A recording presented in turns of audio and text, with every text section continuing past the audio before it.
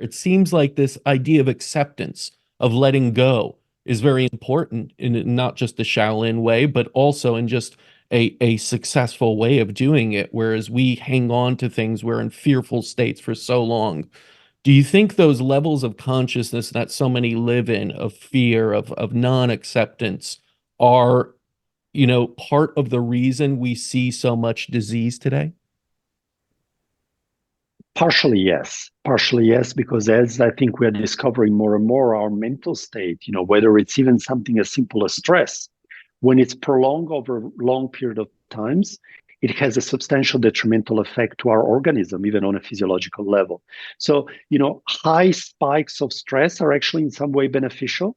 They trigger all kinds of responses that we are trained to have, because once upon a time, from behind the bushes would jump the lion, and I need to very quickly react and very quickly be able to manage this dangerous situation. So these kind of brief spikes are actually in some way beneficial to us. They're a form of training, but the very kind of underlying deep-seated fears and worries and concerns for months and years, or perhaps lifelong concerns and fears, they are deeply damaging to our organism. I believe, and I know that science is also more and more finding some proof of this.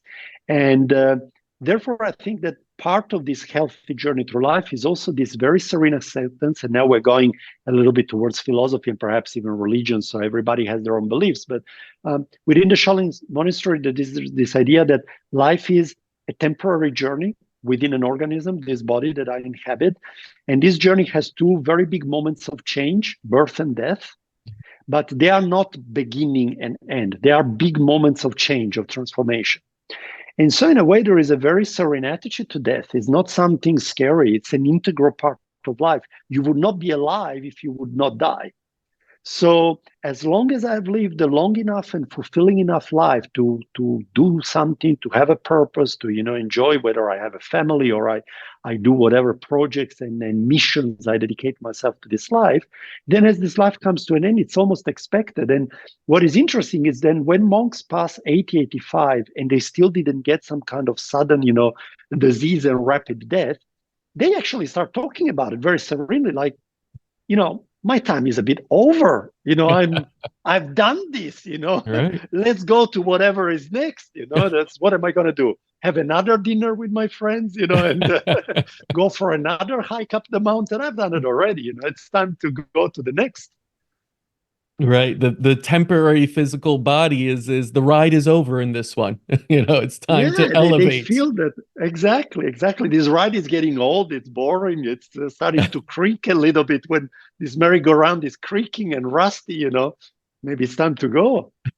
This is a belief I've seen in my travels around the world, that sometimes there isn't this fear of death. There isn't this, it's the end of everything. And it's something that I've noticed as Western civilizations step away from spirituality. You could say religion, but I believe it's not just based in any singular religion. It's in spirituality and understanding of something bigger than yourself, that we're spiritual beings in this body, for this time that we have in the physical plane, and there are other planes. But I will say that, the more we get away from that belief system, the more fear there is, because it's only this time. It's more of that FOMO, as we say, fear of missing out, because it's our only time. We only have this, and then we go in the ground, and that's it forever. I think that, at least in my understanding and seeing how others have lived without that belief, that this is energy never really dies. You just continue on in different planes. And, this is just part of the ongoing journey, makes life more enjoyable, makes it so that you don't have that constant fear of something happening and it all being over. And that was it. That was your only try at this life. But even if you have this deep-seated fear, let's for a moment remove any kind of spiritual belief. Um, let's become purely clinical and logical. Does it make any sense to have fear for the inevitable? No. It is the silliest of fears that you can have. I mean, I am afraid of the one thing that will for sure happen to me, Right. Then shouldn't I use that fear perhaps as a data point to inspire me, first of all, to live as much as I can the present time, because the present time is the only reality that I'm certain of. As you said, it could go in a moment and maybe it's really all finished. So if you have this fear of missing out in life, well, live today. Don't exist today, live today. Don't spend a day scrolling mindfully somebody else's life on social media or watching some fictional life on Netflix. Live your own life to the best of your potential. And also, as a secondary data point, if this fear makes you so afraid of life ending, well, do all those things that we know that science and medicine teaches us that may prolong the fear, may distance this event a little bit, you know. So if I know that eating A rather than B may make the event happen a bit later, well, I'm Mhm. going to eat A, not B, you know.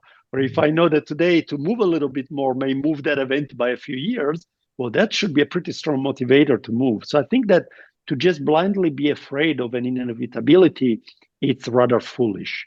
But if we have that fear, then to use that fear as a motivator to truly live life to the best of our abilities, that may be actually useful. Yes. I think these are, beautiful points to hit on that regardless of your belief system, see past that and make the most of it. If you truly believe this is the only one life you live, make the most of it, you know? And if you don't use that as a fear base and understand that things, will go on in the continuum, but to continuously appreciate life to the most and live it your healthiest way.